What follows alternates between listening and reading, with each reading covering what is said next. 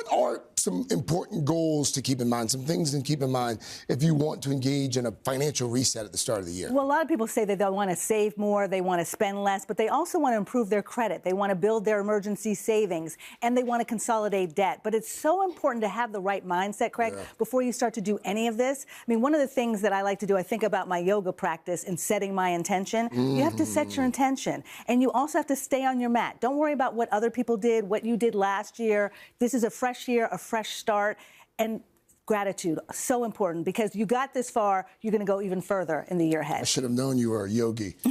So improving credit, building the emergency fund, consolidating debt. What's first on the agenda? The first thing on the agenda is that you need to understand where you stand. How much money do you own and how much do you owe? That's calculating your net worth. Okay. The other thing you need to do is review your take-home pay. We've seen a change in tax brackets for 2025. So your take-home pay may be a little bit different than it was last year, and maybe it's a little bit less because you're putting more money to savings, we hope. So you want to make sure that you look at review your take-home pay to figure out how you can actually set a budget.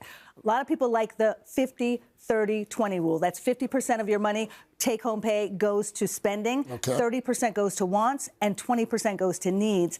I like something like a zero-based budget, too, though, because there you don't have anything at the end because you start with savings. That's the first thing that you make sure that you pay. It is yourself, and put some money away for savings, and then making sure that you have all of the necessary expenses that you can cover. For a lot of people who are watching and listening right now, large debt is a big stressor for a lot of Americans. What are some good ways to maybe consolidate debt and improve that credit score? Well, one of the things that people don't think to do is just ask. Your credit rate is over 20% right now on average. And if you've been on time paying, if you have particular situations that may make it difficult for you to pay, call the credit issuer.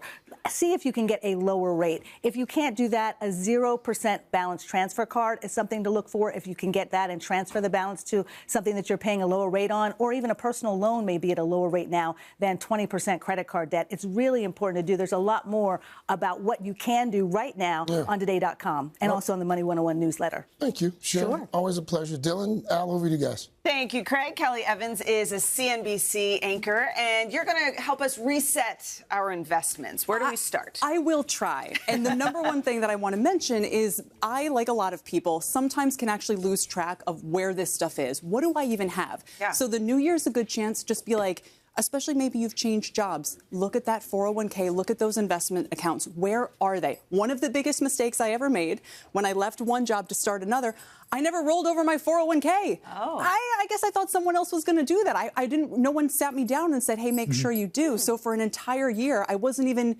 invested. And by the time I realized, I look back now and I'm like, that was a pretty good year for the market. So definitely start with that. Like the basics, you know, if you've changed jobs, make sure those accounts are up to date. Like, do you have the password? I know for a lot of people, literally just making sure you can access it, that your spouse can access it. Makes all the difference. That kind of thing. Another thing that I've done, and I think a lot of people have done, and maybe the main thing I've learned after covering this day in and day out for 17 years now, is you can keep it really simple. It's actually better to keep it really simple. So we look at that menu of choices when they say, well, what do you want to invest in?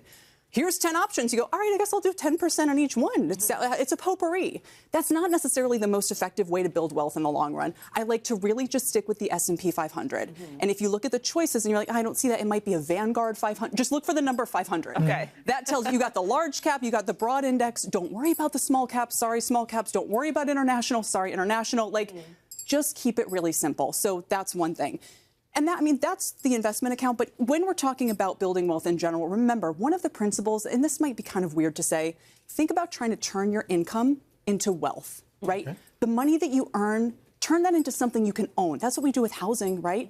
Try to do that with the stock market, just a little bit here and there. And again, maybe you've dabbled with trading. A lot of people in the pandemic, they were, look, my own people I know in my family, I don't have to get specific. If you look back and say, you know what, maybe all that trading didn't really work out for me, get boring. Keep it simple. Like Keep it simple. Right. S&P 500.